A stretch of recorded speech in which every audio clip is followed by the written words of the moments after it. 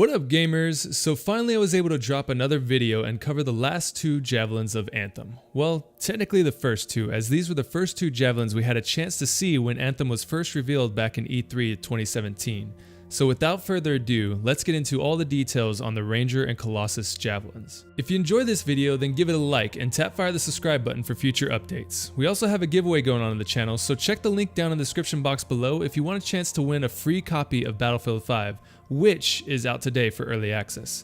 Let's dive in. So of all the Javelins in the Forge arsenal, probably the most known is the Ranger. The Ranger is your most versatile and balanced exosuit of all the Javelins in Anthem. It is also the first Javelin you will receive at the beginning of the game, so no matter your preference, you will be getting to know the Ranger very well in this game. The top pick of the Freelancer faction, the Ranger in the hands of a Master Lancer can be set up for any combat situation in its deep bag of tricks. So in the case that you need one more for your squad and you're not sure the composition you need for the mission, the Ranger will likely be your safe bet when embarking on the unknown.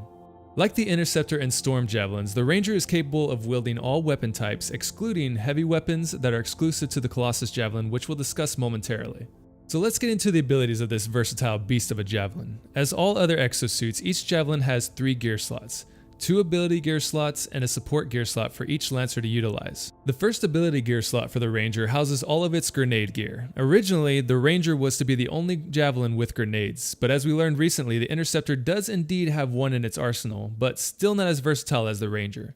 The Ranger itself has 5 grenades it can equip. You have the Frag Grenade, which deals impressive damage in a large area of effect, the Inferno Grenade, which ignites an area dealing damage and setting enemies ablaze, useful for combos, Frost Grenade, which damages and freezes enemies in place, Seeker Grenades, which splits into smaller sub-munitions which seek out the nearest enemy, and then you have the Sticky Bomb, which attaches to a single target for a contained high-damage blast.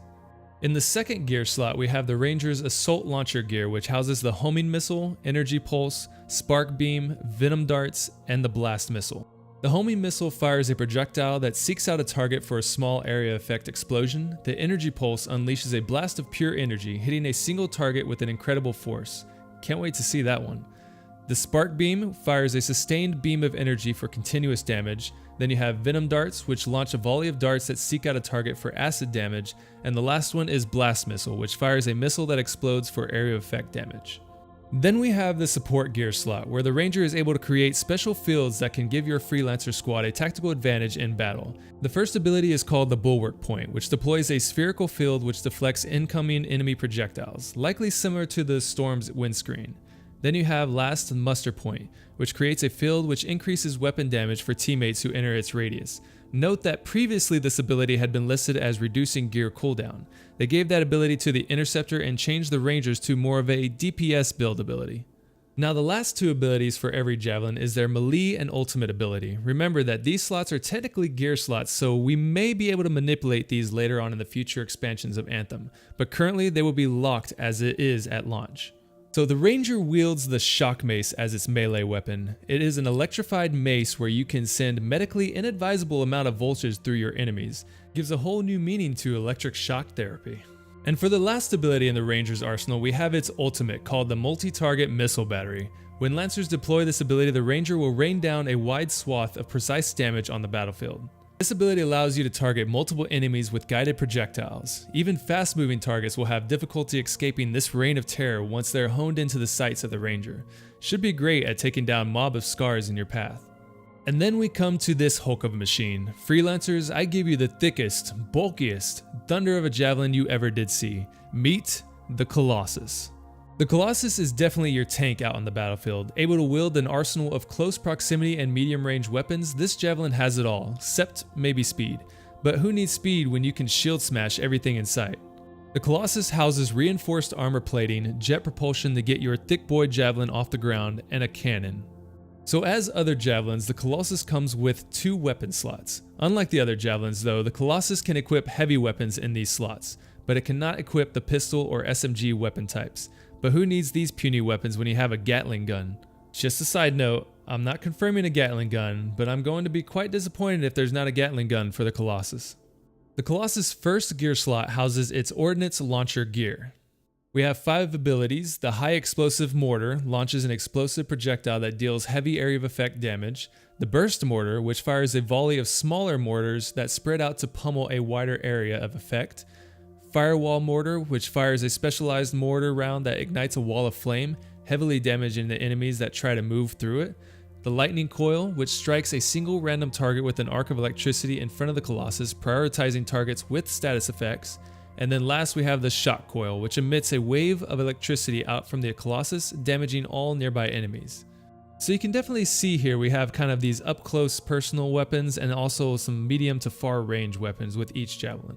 The second gear slot of the Colossus showcases your heavy assault launchers, and boy do we have a fitting number of wrist mounted weapons you can utilize. You have the heavy cannon, which fires a large rocket in a targeted direction. You have the flamethrower, which unleashes a continuous stream of fire to ignite enemies in case you wanted to get up close and personal, which, let's not lie, you do with this javelin. You have the flat cannon, which barrages nearby enemies with short-range arc of projectiles. The railgun, which we've seen in previous gameplay, devastates a single target with a forceful and precise kinetic round.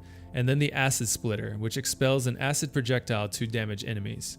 As a preeminent battle tank, the Colossus is capable of supporting its allies by decreasing incoming damage from the enemy or diverting enemy fire.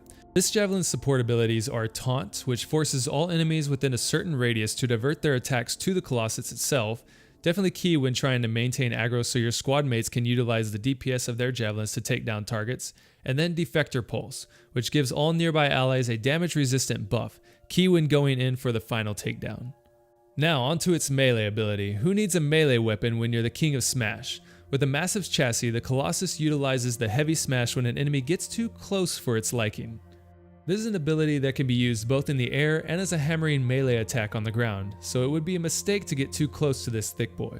This melee ability allows you to clear out smaller enemies instantly, but you also have a chance to knock down foes and leave them open for follow-up attacks. And then we have this not so gentle giant's ultimate known as the Siege Cannon. We've seen this ability plenty of times before, but this ultimate is useful for clearing out smaller enemies, controlling enemies within a choke point, and of course laying down some extra damage to a boss's weak point.